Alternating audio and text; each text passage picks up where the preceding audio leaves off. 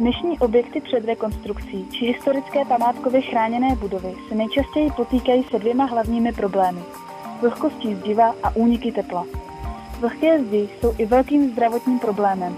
Jsou totiž útočištěm pro mnoho druhů plísní, neviditelných, ale vytrvalých zabijáků, jejichž spory pak dýcháme celý den. Bez včasného řešení pak ohrožují zdraví naše i našich dětí a lékaři příčinu ve vlhkých zdech jen těžko objeví. A i když se nám podaří zdi vysušit a zbavit vlhkosti, pořád zůstává problém se zateplením, tedy s tepelnými úniky domu. Ty však nejsou na první pohled pouhým okem znát, ale snímky z termokamery odhalí, kolik tepla z domu uniká, ať už stropy, ostěním oken a dveří, nebo samotnými zdmi.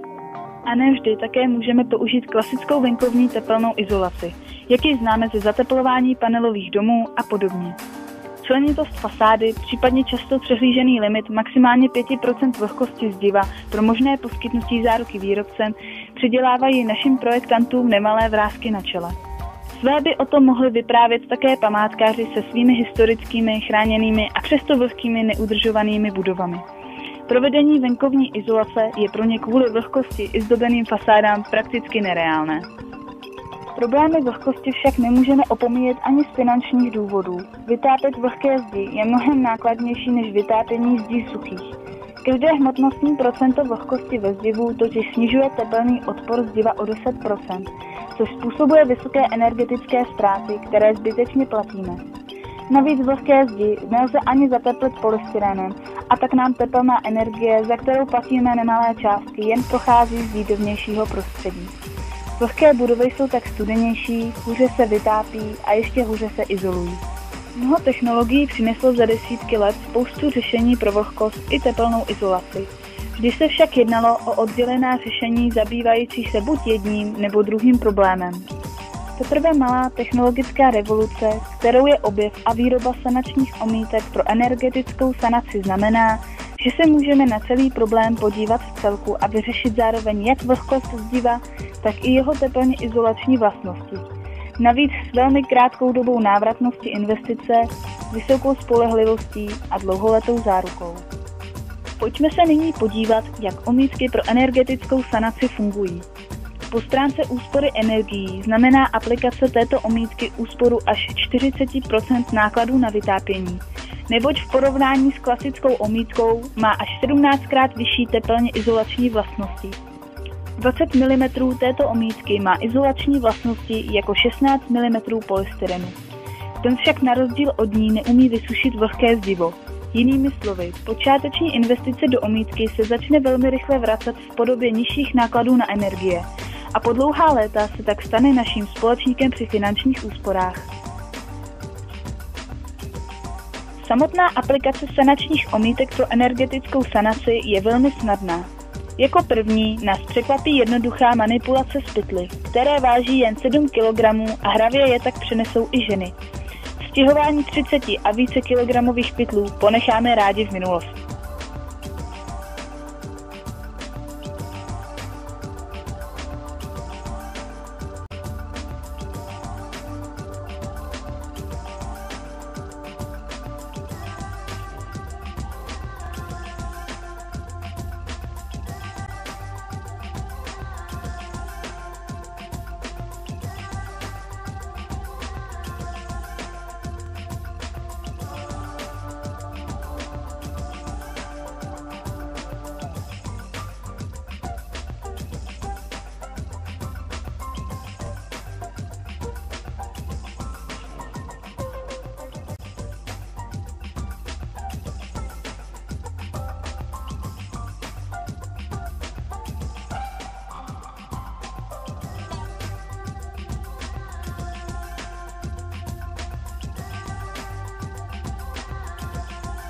Jednou z největších výhod omítek pro energetickou sanaci je pak rychlost, s jakou jsou po nanesení připraveny k finální barevné povrchové úpravě.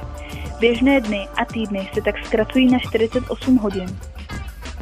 Sanační omítka Nanosan má také velmi nízkou hodnotu difuze vodních pár a vysokou poréznost. V praxi to znamená výrazně vyšší výpadnou schopnost a nadčasový potenciál porů pro ukládání solí. Díky těmto vlastnostem je můžeme aplikovat i na stavby extrémně namáhané vlhkostí a solemi.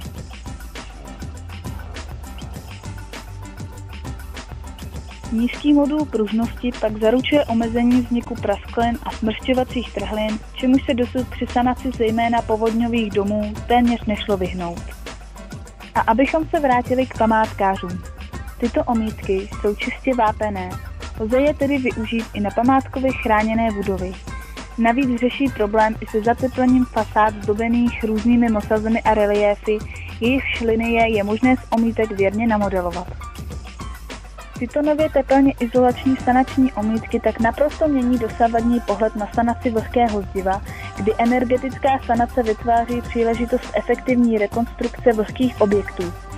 Můžete totiž s velmi nízkými náklady v jedné pracovní operaci a za jedny peníze vyřešit jak vlhkost zdiva, tak i zároveň zateplení objektu.